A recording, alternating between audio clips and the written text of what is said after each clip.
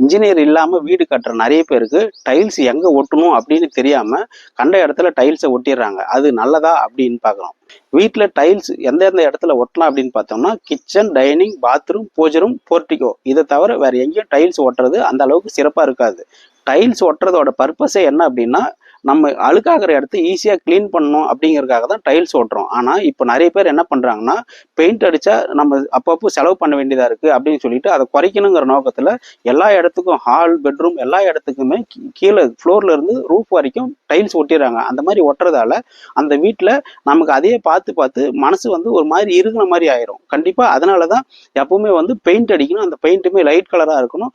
Minimum 2 வருஷம் 3 வருஷத்துக்கு ஒரு முறை பெயிண்ட்டை மாற்றணும் அப்படின்னு சொல்றது அந்த வீட்டில் நம்ம வாழ்றதுக்கு ஒரு சந்தோஷமான ஒரு சூழ்நிலையை உருவாக்கும் அப்படிங்கிறதுக்காக தான் அதை அந்த மாதிரி சொல்றோம். அதனால கண்டிப்பா முடிஞ்ச வரைக்கும் தேவையில்லாம இடத்துல டைல்ஸ் ஒட்டுறதை அவாய்ட் பண்ணிட்டு பெயிண்ட் பண்ணுங்க. அதுதான் நல்லா இருக்கும். இதை பத்தி உங்களுக்கு ஏதாவது சொல்லணும்னு தோணுச்சுன்னா கமெண்ட்ல சொல்லுங்க. நன்றி. நான் சசிகுமார், சிவில் இன்ஜினியர்.